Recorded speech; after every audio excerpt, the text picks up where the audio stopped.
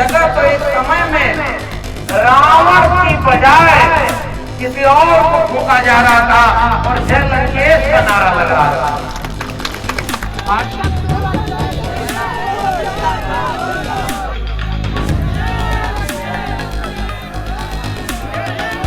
कोई आलोचना करनी हो तो अपने हमें आंख में पूछने की जरूरत नहीं। हमारे पुरखों ने आंख में आंख डालकर कितना उनका छेड़छाड़ कर दिया है कि उनकी ही बात आगे बढ़ा दो, आपको कोई जेल में डालने वाला नहीं।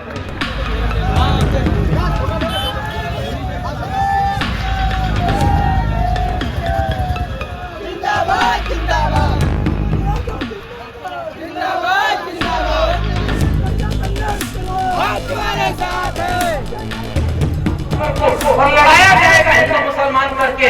मेरे देश के कमेरा लोगों, इस देश के बहुजन लोगों, एक बात बताओ, क्या आपका आरक्षण तो मुसलमान छीन रहा है? क्या आपके देश की सरकारी संपत्ति को मुसलमान बेच रहा है?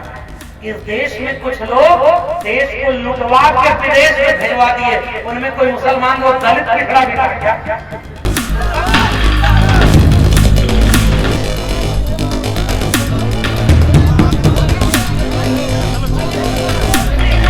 देश लूटने वाला कौन?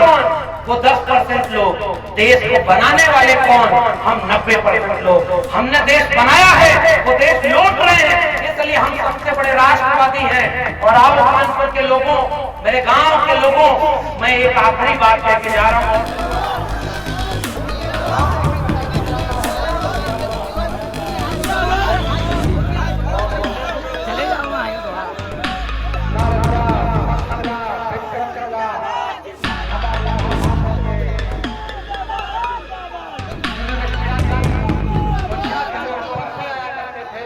किताबें शांति लाए और ऐसे डॉक्टर अम्बेडकर ने किताब की बात कही है।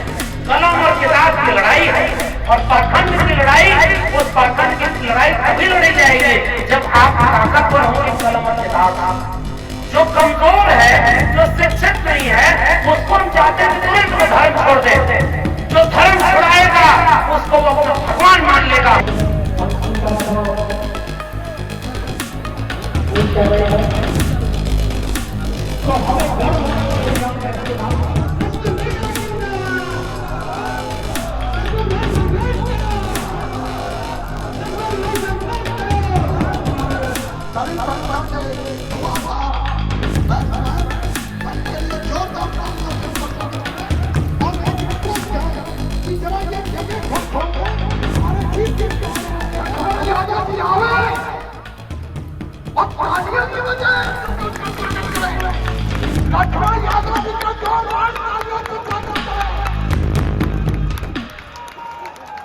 और हम बोलना चाहेंगे वो आगे प्रसाद करेंगे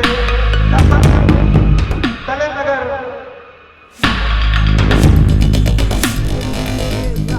और देश के मेला के संयोजक आदरणीय प्रधान श्री लगाए प्रधान जी है मेला संयोजक आदरणीय प्रधान वो बराबर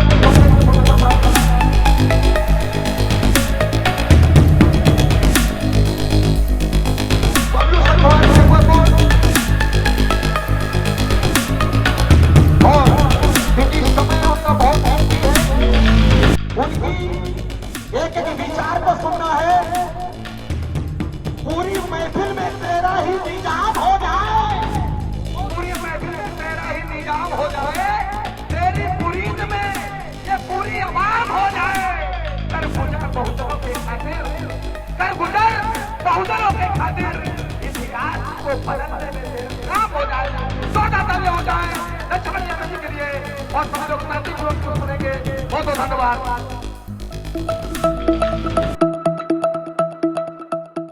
बहुत बहुत धन्यवाद संचालक महोदय।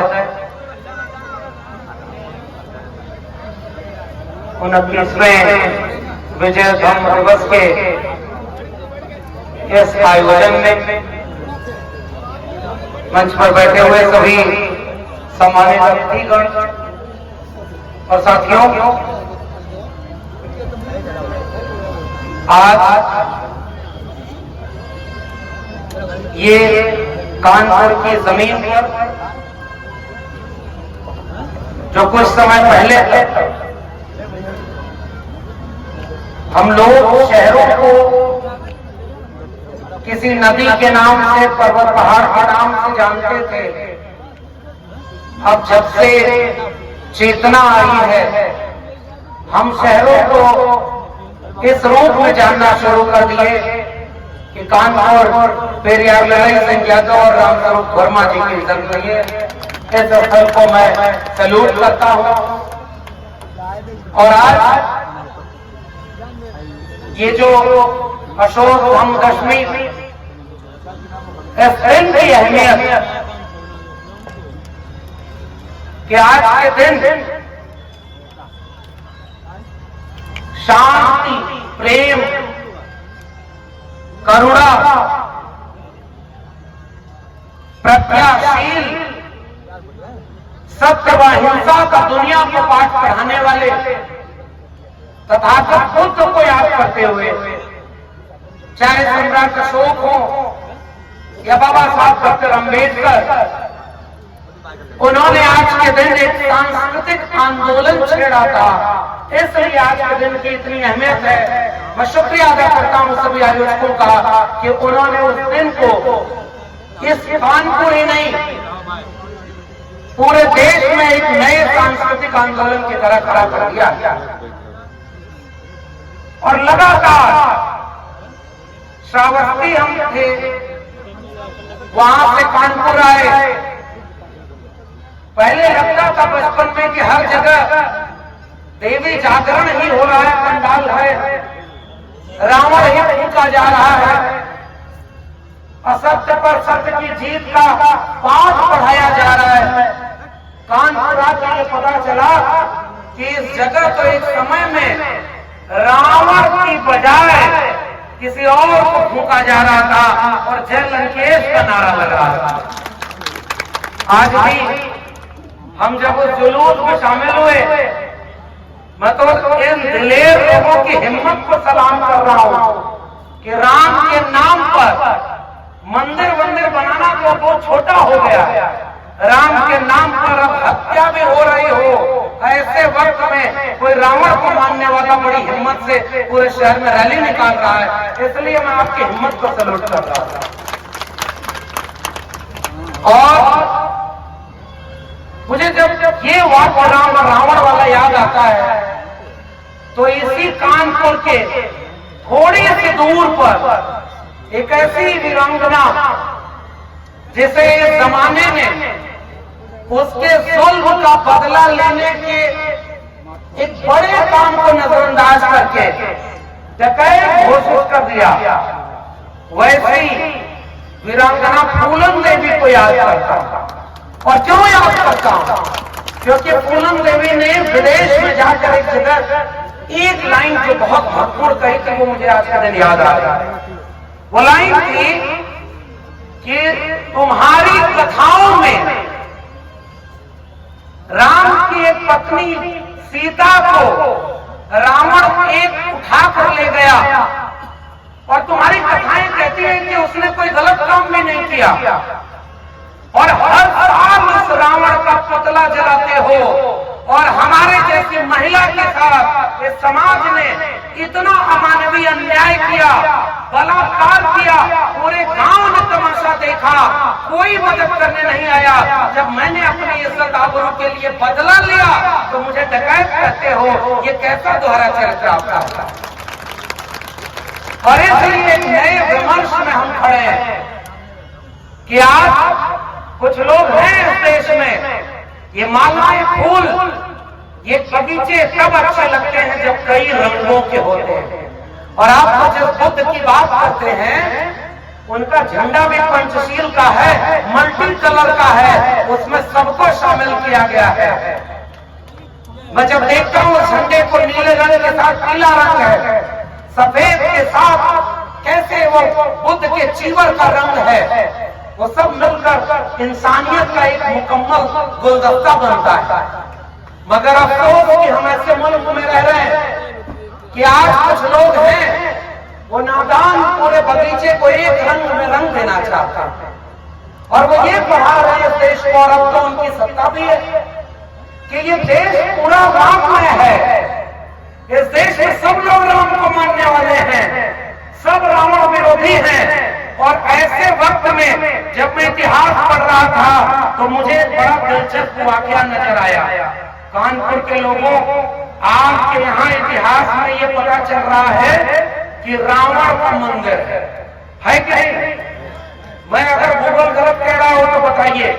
कानपुर में रावण का मंदिर, बेसरक उत्तर प्रदेश में रावण का मंदिर, मंडोर राजस्थान में रावण का मंदिर, मंदसौर मध्य प्रदेश में रावण का मंदिर, विदिशा मध्य प्रदेश में रावण का मंदिर, काकीनाडा आंध्र प्रदेश में रावण का मंदिर, और उत्तर प्रदेश में नोएडा की तरफ एक जगह है, वहां तो कहा जाता है रावण के वंशज ही निवास करते थे और वहां बड़ा सा रावण का मंदिर है। दक्षिण से लेकर उत्तर में इन नमूनों को पता ही नहीं कि इस देश में सब राम को मानने वाले नहीं, कुछ रावण को मानने वाले भी लोग। और वैसे लोग कुछ हिम्मत आज भी कर रहे हैं। देखिए भाई, मुझसे पूछेंगे तो मैं तो एक सवाल पूछूंगा कि अगर मैं राम को नहीं मानता तो रावण को कैसे मानूंगा? ये कहते हो मतलब नीरज भाई ने इशारा तो कर ही दिया, इसलिए मुझे पता नहीं, मैं नहीं मानता इन सबको। लेकिन अगर आप मान रहे हो तो मुझे इतना सुकून मिल रहा है कि चलो आप एक तरह से उसको चैलेंज कर रहे हो। और मुझे तो आयोजकों ने, डॉक्टर साहब ने, बहुत सारे लोगों ने बताया कि कुछ दिन पहले जब यहाँ उनके देवी देवताओं का पुतला दहन किया जाता था, उधर रावण जल रहा है, इधर राम जल रहा है, बड़ा विवाद हुआ। तब तय हुआ कि रावण जलना बंद होगा तब राम जलना भी बंद हो जाएगा, और तब के समय नए रूप में ये कार्यक्रम हो रहा है। तो बड़ी लड़ाई लड़ी गई और बड़ी लड़ाई लड़ी जानी है। इसलिए सत्य की जीत असत्य पर ये रामनवमी नहीं, मुझे तो साजिश नजर आ रही। जो बुद्ध का इतिहास, जो अशोक का इतिहास, जो डॉक्टर अम्बेडकर का इतिहास है, उसके ऊपर कैसे धर्म का इतिहास रख दिया जाए। और वो इतिहास तो आप जानते ही हैं कि राम मंदिर की खुदाई कर रहे थे और बड़े मन से दंगा करवा चुके थे। राम मंदिर, रामलला हम आएंगे, मंदिर नहीं बनाएंगे, रथ यात्रा निकाल चुके थे। उसके बाद जब खुदाई हो रही थी तो पता चला कि राम के मंदिर का अवशेष मिले न मिले, वहां बुद्धिस्ट अवशेष जरूर मिल गए थे। यह इतिहास यहाँ का, और उनको दबा दिया गया, नहीं पता चला। और मैं पिछले दिनों सिरपुर गया था, छत्तीसगढ़, और वहां पता चला महासमुंद जिले में कि वहां का इतना बड़ा बुद्धिस्ट स्थल, और बुद्धिस्ट स्थल में मंदिर नहीं मिलता। आपने तो साहब मौका देखकर हमसे भी 22 प्रतिज्ञाएं करवा ही नहीं, और ठीक बात है कि हमने करी है, लेकिन ईमानदारी से कबूल कर रहा हूं भाई, हम जिनकी बात करते हैं ना वो बहुत मजबूत लोग, बहुत ताकतवर लोग, और हम अभी बहुत कमजोर लोग। हम तो उनसे हिम्मत लेते हैं। डॉक्टर अम्बेडकर जब 22 प्रतिज्ञाएं कर रहे होंगे तो वो संकल्प लेकर एक आंदोलन को जन्म दे रहे थे। मुझे पता नहीं कि मैं उन सारी 22 प्रतिज्ञाओं को कितना अपनाऊंगा। और नास्तिक तो हम पहले से ही है भाई, नास्तिक तो हमारे घर में कोई देवी देवता का तो मंदिर पूजा पाठ होता ही नहीं था। हमारे यहाँ निर्गुण पंथ के एक बाबा थे जो कबीर की परंपरा का थे, और कबीर की परंपरा के होने के नाते मेरी माँ ने कभी कोई पाखंड का व्रत उपवास रखा ही नहीं। मेरे घर में किसी देवी देवता की तस्वीर ही नहीं थी।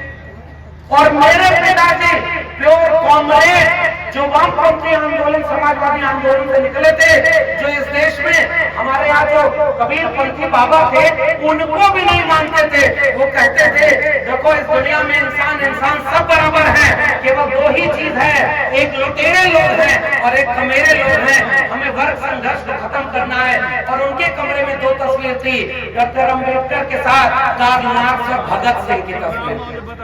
तो हमें तो विरासत में नास्तिकता मिली है, तो नास्तिक तो हम देखो पहले से, और राम और इन सब में विश्वास रहा नहीं। मैं तो कई बार सोचता हूँ, अयोध्या में बोल दिया था, कानपुर वालों जब आपने इतनी हिम्मत दी तो फिर से बोल रहा हूँ। मेरे मन में सवाल है और बिल्कुल सही सवाल है, और मैंने मंच पर सुना भी कि अगर एक अंग किसी बच्चे का गलत निकल जाए पैदा होते समय, तो उसको देख करके कहते हैं कोई भूत प्रेत की छाया है। 8 हाथ वाले को अगर पूज रहे हो, सामने कोई ऐसा व्यक्ति आ जाए जिसके 8 हाथ हैं, तो पूजा करोगे कि भागोगे झोला उठाकर? मैं नहीं जानता कि इसमें भी आपकी धार्मिक भावना आ होगी। मैं तो सवाल पूछ रहा हूँ, और ये सवाल पूछने का हुनर हमें बिरसा फुले अम्बेडकर पेरियार से मिला। जब हमारे ज्योतिबा फुले पूछते थे कि अगर गुलामगिरी में वो लिख रहे हैं कि ब्रह्मा के अगर 4 मुंह थे, तो वो स्तनपान किस मुंह से करते थे? मुंह से बच्चा अगर पैदा होता है तो गर्भ कहाँ ठहरता है? अरे भाई, हम तो इतने हिम्मत वाले हैं नहीं।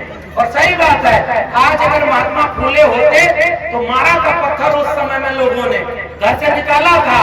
आज ज्योतिबा फूले होते और उत्तर प्रदेश में होते तो उनके घर पर बुलडोजर चलवा दिया गया होता, उनके ऊपर एनएसए लगाकर जेल में डाल दिया गया होता। लेकिन नीरज भाई ने एक बड़ी अच्छी बात कही है, वो फिर से याद दिला रहा है। हमारे लोग भावावेश में आकर कई बार धर्म का विरोध इस तरह कर रहे हैं कि उन जालिमों को बहाना मिल जा रहा है कि वो आपको जेल में डाल रहा है। भाई, आपको बचाने रोज कोई नहीं आएगा।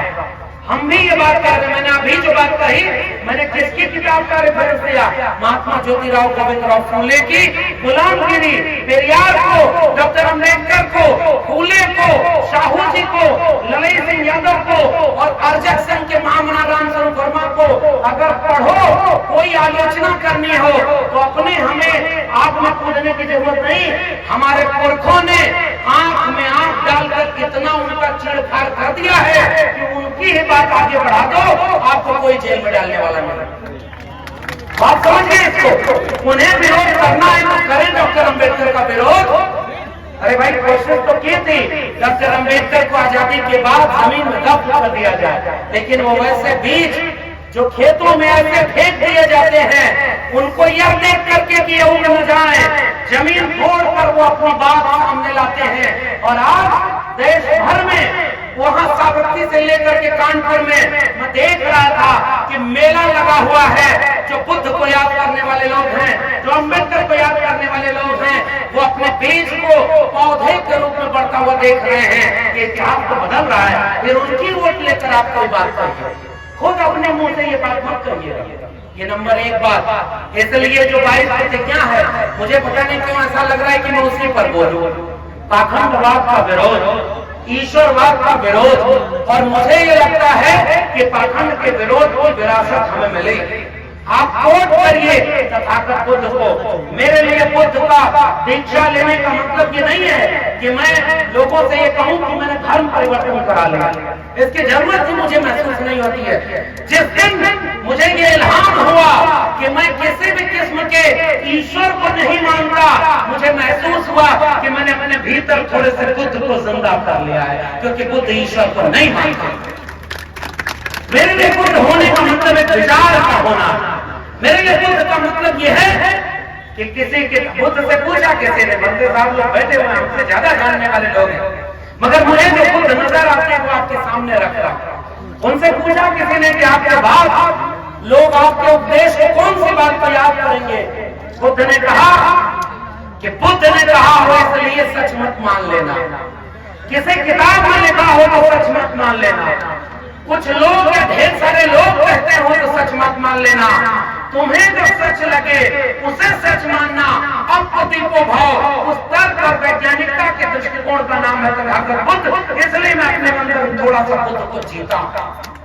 इसलिए मैं किसी देवी देवता या किसी भी व्यक्ति के सामने झुकने की बजाय तर्क और विवेक के सामने झुकने की बात करता हूं। और इसलिए वो 22 प्रतिज्ञाएं मुझे अंदर से हिम्मत देती है। कुछ चारित्रिक गुण, कुछ सामाजिक चीजें, उनसे हमें लड़ना होगा। अब जैसे इसमें कहा मैं झूठ नहीं बोलता। अब मान लीजिए आपने कहा कि आपको साहब आना ही आना है और मैं फंसा हूं कहीं, तो मैं थोड़ा सा कह दिया कि मेरी तबीयत ठीक नहीं है, तो मैं क्या कर रहा हूं? सच बात तो ये है कि मैं झूठ बोल रहा हूं। ये बात है ना। इसलिए मैं इस मंच पर जो प्रतिज्ञा लिया हूं, मैं कतई ये नहीं कह रहा कि मैं उसे जी रहा हूं, मैं ये भरोसा खुद को दिलाना चाहता हूं कि मुझे इतनी हिम्मत मिले कि मैं ताऊं उसे जीने की कोशिश करूं, ताकि यह महसूस हो कि हमने झूठ, अन्याय, अत्याचार इन सब पर काबू पाने की कोशिश की। और पाखंडवाद साहब कि वो दूसरे का नहीं अपनों का भी होता है, नीरज ने इशारा कर दिया, इसलिए उस पर ज्यादा नहीं जा रहा। और पाखंडवाद क्या है, कैसे है, मैं 2-3 बातें कह के अपनी बात खत्म करूं। पहली बात, सांस्कृतिक आंदोलन 2 तरह का। इस देश में सकल राम में सब जगजानी नहीं है।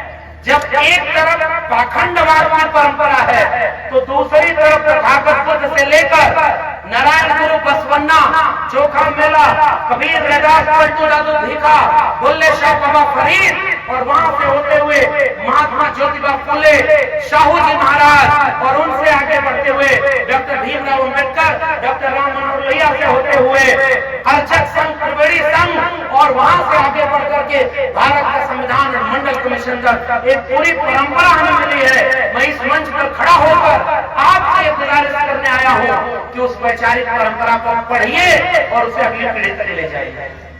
ये सबसे जरूरी काम है, अपनी जड़ों को पहचानना। गमले में लगे पौधों की हिफाजत करनी पड़ती है। जो पौधे जमीन में लगे होते हैं उनकी जड़ें अपने आप फैलती हैं। कानपुर से फैलती हुई जड़ कभी पेरियार लड़ाई सिंह को महसूस करेगी। बलिदान में सिंह का होते सुना, बकरे बलिवेदी पर लाए गए, न काटे टेढ़े बातक गए, सीधों पर आरे चलाए गए, विषधारी को दूध पिलाया गया, केचुए कटिया में फंसाए गए, और बलवान का बाल बाका भया, बलहीन सदा तड़पाए गए। वो जड़ कहीं पेरियार लड़ाई सिंह तक जाएगी, वो जड़ कहीं महामना रामस्वरूप वर्मा तक जाएगी।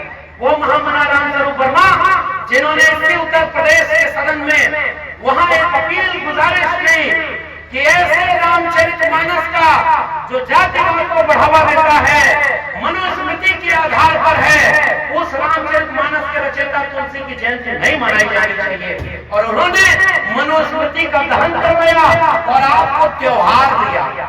अर्जक संघ वो कहता है कि जो अर्जित करके खाए वो अर्जक है, जो श्रम करके खाए वो श्रमजीवी है। बाबू जगदेव प्रसाद कुशवाहा, और वहां से लेकर चौधरी छोटू राम, आपके पास विरासत है साहब, दबने की जरूरत नहीं है। आप जब कह रहे हैं कि चक्रवर्ती सम्राट अशोक जब आपके वैचारिक जड़ों के हैं तो आप गुलाम नहीं, आप तो शासक हो। ये आज आपको गुलाम बना दिया गया है। आओ आज के दिन संकल्प लो कि इस मुल्क पर हम 90% लोगों का शासन होगा, तब आपको अशोक को याद करना चाहिए। वरना, और एक बात और मैं इस मंच से कहना चाहता हूं, एक तरफ आप कहेंगे कि सम्राट अशोक शासक वर्ग के हैं, और दूसरी तरफ आज ओबीसी को समझाने जाएंगे कि वो शूद्र है। जैसे अभी नीरज भाई ने तो बड़ी कठिन बात कह दी कि कुछ लोग जय भीम भी बोलते हैं और गुजरते हुए थोड़ा सा गर्दन को झुकी जाता है कि इस साल मेरे बेटे का एडमिशन होना है, हे माता अगर एडमिशन हो जाए तो ठीक रहता। मेरा एक दोस्त था, वो हमारे साथ पढ़ने जब इलाहाबाद विश्वविद्यालय जाता था तो जितने मंदिर पढ़ते थे सबके सामने झुक करके ऐसे ऐसे करता था। एक जगह झुक कर ऐसे किया तो मैंने कहा अरे भाई रुको, ये मंदिर नहीं ट्रांसफार्मर है, इसके सामने भी तुम झुक गए। वो झेप गया। ऐसे भी होता था हमारे यहाँ का, वो सारे देवी देवता को मानते हैं। अभी लेकिन एक बात कहना चाहता हूँ, अगर आप किसी जय भीम बोलने वाले को चिढ़ाएंगे, किसी ओबीसी को चिढ़ाएंगे कि तुम तो पाखंडी हो, तो वो अगली बार आपकी सभा में आना छोड़ देगा, क्योंकि धर्म ने आपको कमजोर बनाया। धर्म कमजोर बनाता है। जो अभीष्ट की इच्छा और अनिष्ट से रक्षा वही तो धर्म है। कल्चर धीरे धीरे जाता है, इसलिए कोई जबरदस्ती शूद्र बनाए मैं उसके विपक्ष में नहीं हूं। क्योंकि मुझे याद आता है सम्राट अशोक का सम्राट होना, मुझे याद आता है पूरा मौर्य वंश, बाल बख्तियार गुर्जर वंश, और वहां से लेकर नाग वंश। बाबा साहब ने नागपुर को क्यों चुना था? इसका भी इतिहास आपको पता है ना। वो नागवंशी शासक कौन लोग थे, और वहां से लेकर के पूरे देश में किसान, कमेरा और श्रमजीवी लोगों ने इस मुल्क को हुकूमत की, मगर कुछ लोग जो परजीवी थे वो बीच बीच में आपको गुलाम बनाते रहे, और उन्हीं गुलामी की कल्चर, संस्कृति को धीरे धीरे देखिए, पहले के जमाने में यूपी बिहार में गणेश पूजा नहीं होती थी, अब तो गणेश को भी पैसा देकर पूजवाया जा रहा है, कल्चर आपका मिटाया जा रहा है। इसलिए आज के दिन पहली गुजारिश, मेरी अपील है, नौजवानों को समझाइए, घर में किताबें रखिए, और मैं बिल्कुल सहमत हूँ कि इस फूल माला पर पैसा खर्च मत करिए। ये फूल माला आज और कल जाते जाते सूख जाएंगे, किताबें ताउन हरी रहेंगी, हमें किताबें भेंट करिए, हम और खुश होंगे। इन फूल मालाओं से हमारा कोई मतलब नहीं। किताबें क्रांति लाएं, और इसलिए डॉक्टर अंबेडकर ने किताब की बात कही। कलम और किताब की लड़ाई है, और पाखंड की लड़ाई, उस पाखंड की लड़ाई तभी लड़ी जाएगी जब आप ताकतवर होंगे कलम और किताब। जो कमजोर है, जो शिक्षित नहीं है, उसको हम चाहते हैं कि तुरंत वो धर्म छोड़ दे। जो धर्म छुड़ाएगा उसको वो अपना भगवान मान लेगा। माफ करिए, आप भी तथागत बुद्ध को भगवान कहते हैं, हो सकता है आपका अर्थ अलग हो, बनते साहब लोग हैं वो इसकी व्याख्या करेंगे, लेकिन मुझे ऐसा लगता है कि रिप्लेस करके अगर किसी और को बिठा दिया तो साहब बदलाव क्या आया। इसलिए भारतीय जनमानस उत्सव धर्मी है।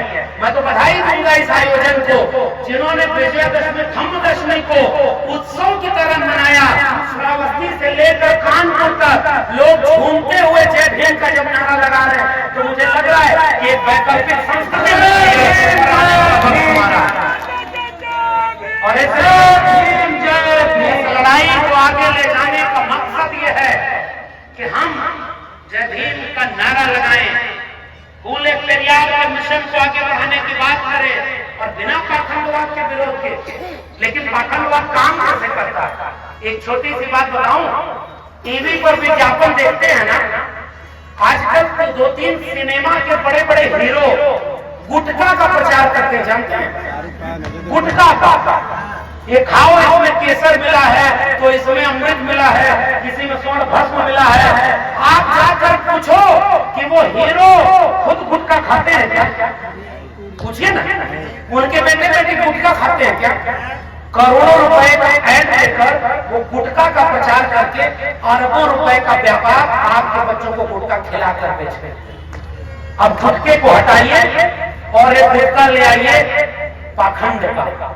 पुजारी आएगा, कथा सुनाएगा, और आपसे कहेगा कि तुम्हारा ग्रह दशा ठीक नहीं, तुम्हारे बच्चे को नौकरी नहीं, तुम्हारे घर में कुछ नहीं। उस पुजारी से पूछिए, आप अपने धर्म को बचाने के लिए जब हमारे बच्चों को कहते हो कि 80% हिंदुओं तुम खतरे में हो, हिंदू धर्म खतरे में है, तुम्हारा मंदिर खतरे में है, तो ये जो गृह मंत्री बना है उसका बेटा बीसीसीआई का चेयरमैन क्यों बना है? वो हिंदू महासभा के आगे आगे जाकर धर्म को बचाने के लिए बंदूक और तलवार लाता क्यों नहीं आता? पहचानते हैं कि नहीं उसको? किसका नाम ले रहा, नाम लेने का जरूरत है। गृह मंत्री है ना, उसका बेटा क्या है?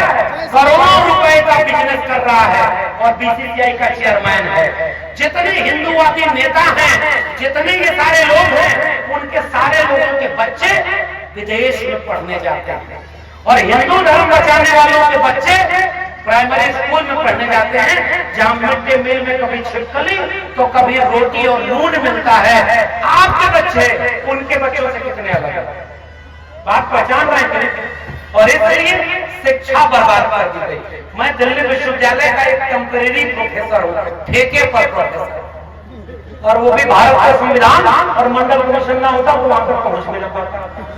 लेकिन एक बात सच से बताऊं कानपुर वालों, जिस सीढ़ी से चलकर हम लोग वहां तक पहुंचे थे ना, उस सीढ़ी को नीचे से आग लगा दी गई है, और आपके घरों के बच्चे अब डीयू, जेएनयू, जामिया पढ़ने नहीं जाएंगे, वो आप किसी न किसी कर्मकांड में शामिल हो जाएंगे। इसलिए बचाइए, अगर शिक्षा बचा सकते हैं तो बचाइए, डिग्री वाली नहीं, चेतना वाली। चेतना वाली कौन सी शिक्षा? जो शेरनी का दूध हो, जिसे जो पिए वो दहाड़े, उस शिक्षा की जरूरत हमारे समाज में। और अगर शिक्षा नहीं बची तो पाखंडवाद से नहीं लड़ पाएंगे। पाखंडवाद से लड़ने के लिए विरासत जानना पड़ेगा ना। बिरसा, फूले, अम्बेडकर, पेरियार की विरासत, कबीर की विरासत, और उस विरासत में वो साफ दिख रहा है मुझे भारत। और यही मैं, जैसे मैंने शुरू में कहा ना कि केवल राम में नहीं है, यहाँ रावण की पूजा भी इस देश में हो रही है। उसी तरह से एक भारत नहीं है, एक दूसरा भारत भी है जो 90% बहुजनों का भारत है। वो हमारा भारत है। और हम कौन लोग हैं? हमारे हाथों ने श्रम कर इस देश को, दुनिया को रहने लायक बनाया है। और इसलिए क्रांतिकारी आंदोलनों का एक गीत है, हम मेहनत कश जगवालों से जब अपना हिस्सा मांगेंगे, एक खेत नहीं, एक गांव नहीं, हम सारी दुनिया मांगेंगे। वो हमारा इतिहास है। मगर आज आपके ऊपर राज कौन कर रहा है? क्यों? क्योंकि आप बच गए साहब। अब मेहनत कश जातियों में बच गया। और बिल्कुल नीरज भाई ने सारी बात कह दी है, उसको आगे दोहराऊंगा नहीं। केवल एक बात कहूंगा, जाति को तोड़ करके अगर जमात की तरफ आगे बढ़ सके और कुल्हाड़ी का बेग बनने वाले लोगों से बच करके जो जंगल की लकड़ियों को काट रही थी, यह कहते हुए कि इस कुल्हाड़ी में बेग हमारा ही है, आपके जाति वाले को आगे करके आपके घर कुछ लोग आएंगे, वो कहेंगे कि देखो 5 किलो अनाज 500 रुपया दे तो रहे हैं तुम्हें, हम एक अच्छा भारत, चीता वाला भारत। और नीरज भाई ने चीता की बात कही, एक ऐसा भारत है जिसमें इतिहास बदला जा रहा है। एक ऐसा व्यक्ति जो पहली बार 2 राष्ट्र के सिद्धांत का जनक था, जिसने अंग्रेजों से माफी मांगी थी कि हमको जेल से बाहर कर दो हुजूर, पूरे जीवन आपकी पेंशन पर पलेंगे और जंग आजादी का विरोध करेंगे। उसने अपने नाम के आगे अपने से ही तीर लगा दिया, क्योंकि उसे पता था कि मेरी हरकतें ऐसी हैं कि आने वाले लोग गाली देंगे। वह व्यक्ति जब वहां रंगून जेल में था तो बुलबुल पर बैठकर पूरा भारत घुमा करता था। सुना कि नहीं किस्सा? कोई बुलबुल पर बैठकर घूम रहा है, कोई चूहे पर बैठकर घूम रहा है, कोई गरुड़ पर बैठकर घूम रहा है। ये कितने हिंसक लोग! और छोड़ो, ये सारे लोग केवल और केवल पशुओं के ऊपर अन्याय वाली बात है। तथागत बुद्ध का एक विचार, इंसान को छोड़ो, पशुओं पर भी दया करो, उस दया और करुणा के विचार का नाम है। और इसलिए एक काम और किया जा रहा है, आपके इतिहास को मिटाया जा रहा है, सिलेबस की किताबें बदली जा रही है। आपके यहाँ स्कूल खोज लीजिए साहब, प्राइमरी स्कूल कानपुर के ऐसे हैं क्या कि आप खुशी खुशी अपने बच्चों को वहां पढ़ने भेजते हैं? सही सही कहे, कितने लोग खुशी खुशी सरकारी स्कूल में अपने बच्चे को पढ़ने भेजते हैं? कोई नहीं है ना। जो भेजते हैं वो मजबूरी में भेजते हैं ना। अगर आपकी जेब में पैसा होता तो किसी महंगे स्कूल में अपने बच्चे को पढ़ाते हैं। मेरे पास एक फोन आया मुंबई से, मंच के लोगों का, सोचिए सबके पास आता हो, वो फोन आया और कहा कि मैं भी यादव हूं और आप बहुत अच्छा बोलते हैं लेकिन आप बहुत खराब बात बोलते हैं। हमने पूछा कौन सी बात खराब लगी? तो कहा धर्म के खिलाफ ना बोलते हैं। हमने कहा कौन सी बात आपका धर्म के खिलाफ लगी? उन्होंने कहा कि देवी देवता तो आप कह रहे होते ही नहीं। मैंने कहा होते हैं तो आपने देखा? मैं अपनी क्लास के विद्यार्थियों से पूछता हूँ कि भूत होते हैं? तो कहते हाँ साहब होते हैं। तो कहा कैसे होते हैं? तो हमारे दादा एक बार भूत को पटक कर मारे थे, हम उन्होंने देखा था। आप लोगों में से किसी ने भूत को देखा है क्या? भगवान को देखा है? मैंने जब उन बच्चों से पूछा कि जब तुमने खुद देखा नहीं तो कैसे मान लिया? और एक बात बताओ, तुमसे अगर कहा जाए कि तुम आंख बंद करके सोचो भूख लगी हो कि तुम खाना खा लिए तो पेट भर जाएगा क्या? वो एक आदमी ट्रेन में जा रहा था, उसका छोटा सा बच्चा था, ट्रेन में वो बच्चा सामने कोई मिठाई खा रहा था, तो वो नाराज हो गया, कहा हमको भी मिठाई चाहिए। अब वो मालिक पिता कहा कि अब ट्रेन में मिठाई कहां से देंगे? तो पिता बड़ा चालाक था, उसने कहा बेटा आंख बंद करो और मन में मिठाई खा लो। बेटा आंख बंद किया, मन में मिठाई खा लिया। बेटा आंख खोला तो पिता ने पूछा कौन सी मिठाई खाए? तो उसने कहा लड्डू। तो उसने मारा जोर से और कहा जब मन में ही खाना था तो रसमलाई क्यों नहीं खाए?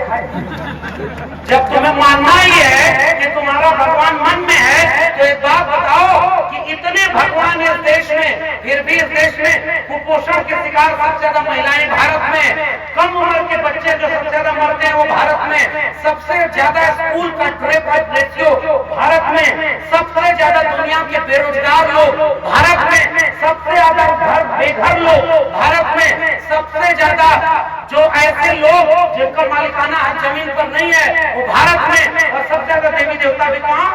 भारत में। ऐसा विरोधाभास क्यों है भाई? ये देवी देवता हैं तो वो किस बात के लिए हैं? एक सांस्कृतिक विमर्श आपके सामने, और वो पाखंड आपके सामने लाया जाएगा।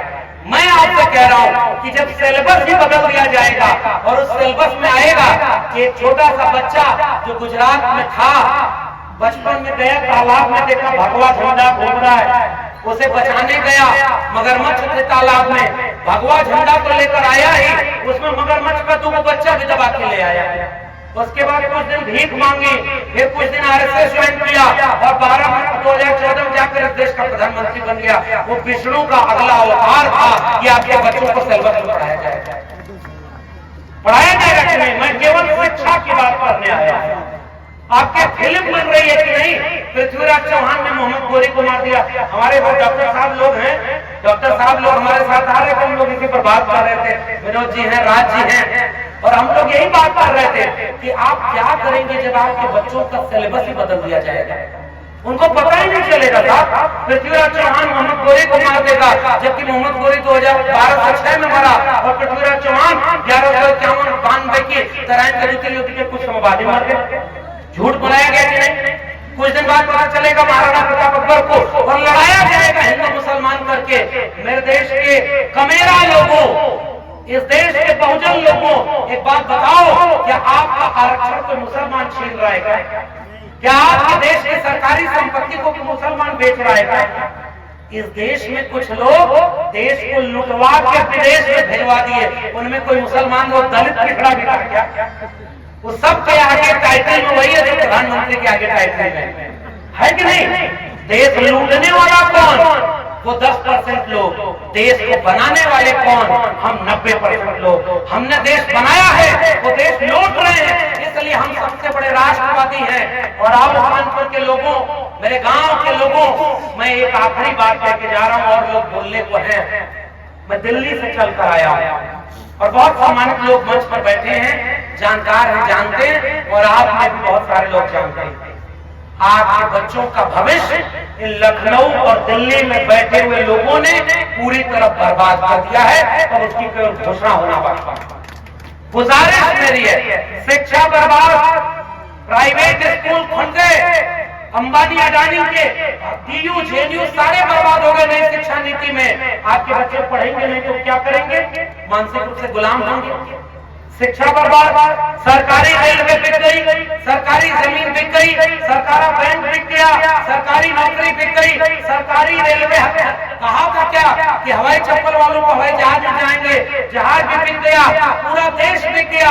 और उसने क्या कहा था? सौगंध मुझे इस मिट्टी की, मैं देश नहीं बिकने दूंगा। पूरा देश बेचते बेचते अपने दोस्त को दुनिया का सबसे अमीर दूसरा आदमी बना दिया, और आपके बच्चों का भविष्य पूरी तरह बर्बाद कर दिया है। इसलिए मेरे गांव के मासूम लोगों, माताओं, बहनों, बुजुर्गों, और खासकर नौजवान साथियों, चलो इतनी हिम्मत हम में आई है कि हम आंख में आंख डालकर ये बुलडोजर बाबाओं से डरते नहीं हैं, ये इनके जेलों से डरते नहीं हैं। हम सच की बात करते हैं, और उन नेताओं को भी, हमारे स्वामी प्रसाद जी बैठे हुए हैं, हम एक कार्यक्रम में और साथ थे, इनके हिम्मत को हम कह रहे हैं सर, थोड़े दिन उधर थे लेकिन अब हमारे साथ आए, हमको सैल्यूट करते हैं, क्योंकि हमने आपके मुंह से हमेशा बुद्ध की बात की, आपने आंदोलन की बात की है। आइए मिलकर, और मैं एक बात और कह रहा हूं, कोई भी व्यक्ति जो आपकी तरफ आए, दोनों बाहें फैलाकर उसका स्वागत करें, क्योंकि उनका आदमी आपके यहाँ जाकर के अपने संघ में ले जाने के लिए रोज काम कर रहा है। और हमने अपनी नाक लंबी करके तराजू लेकर देखते हैं कि 24 कैरेट अम्बेडकरवादी कौन है, जो थोड़ा कम है उसको या तो मजाक बनाते हैं या उसकी उपहास उड़ाते हैं और अवहेलना करते हैं। और मुझे पेंटर साहब हैं और वो दयाराम जी, 2 लोग हैं, यहीं इसी कार्यक्रम में 2 जगह हो रहा था ना। मैं तो आप दोनों को बधाई दूंगा कि आपने मिल करके एक कार्यक्रम कर दिया, यहीं से एक इशारा हो गया है। आओ मिलकर लड़े, उन सारे लोगों को दोनों बाहें फैलाकर अपने साथ लाइए जो आपके विचार के साथ। आप 24 कैरेट मत खोजिए साहब, आपके लोगों को वो कांवड़ धुआ रहे हैं। मेरे गांव में 15 साल पहले 15 लोग सरकारी नौकरी में थे और 0 लोग कांवड़ होने जाते थे। 15 साल बाद मेरे गांव में 15 लोग कांवड़ लेके गए और सरकारी नौकरी वाले 0 बचे हैं। हम यहाँ आ गए, कांवड़ बढ़ता जा रहा, पंडाल बढ़ता जा रहा, देवी देवता का पूजा बढ़ती जा रही और गरीबी, भूखमरी, बेरोजगारी, जहालत, महंगाई सब बढ़ती जा रही। तो ये देवी देवता करते क्या है भाई? एक बात सोचिए कि एक पाखंड का ऐसा तंत्र इसलिए बनाया गया कि आपसे आपका सब कुछ लूटा जा रहा हो और आपसे कहा जाए कि आप चुपचाप ये मानो कि ऊपर वाला जो कर रहा है सब सच कर रहा है। पूर्व जन्म और पुनर्जन्म में भटकाया जाए, इसलिए मुझे बार बार अर्चक संघ याद आता है। अर्चक संघ, मानववादी संघ, त्रिवेणी संघ और ओबीसी के लोगों के ऊपर कहा जाता है कि ओबीसी समाज के लोग तो हमेशा पाखंडित है। नहीं साहब, ओबीसी समाज के बीच से बहुत पीछे तो मत जाओ। त्रिवेणी संघ 1930 में बिहार में बना और अर्चक संघ तो इसी कानपुर की जमीन से पूरे उत्तर भारत में क्रांति लाने का काम किया। 2 बातें हैं मोटी मोटी, हमें चाहिए इज्जत रोटी, मिटे गरीबी और अमीरी, मिटे चाकरी और मजबूरी। ये नारा है उस समाजवादी आंदोलन का, त्रिवेणी संघ का, अर्चक संघ का। 100 से कम न 1000 से ज्यादा समाजवाद का यही इरादा। जो जमीन को जोते बोए वो जमीन का मालिक होए। अरे खोज कर देखिए, आपकी जमीन लुट गई कि नहीं, किसानी बर्बाद हो गई कि नहीं, आपके बच्चे क्या करेंगे साहब? इस देश में दलित पिछड़े लोग कितनी जहालत में रह रहे हैं, इस देश के निजामों को चिंता नहीं है। आपको विद्रोह और क्रांति कर रही है और क्रांति हमारे पुरखों ने की है, मैं केवल उसे याद दिला रहा हूँ। वो क्रांति क्या थी कि पुनर्जन्म और भाग्यवाद, इनसे जन्मा ब्राह्मणवाद। और ब्राह्मणवाद की क्या पहचान? किट पिट बोले तेरे न काम। और मानववाद की क्या पहचान? ब्राह्मण भंगी एक समान। ये नारा है हमारा और इसलिए डरने की जरूरत नहीं है। हम मानववादी लोग हैं, हम इंसानियत पसंद, बुद्ध को मानने वाले लोग हैं।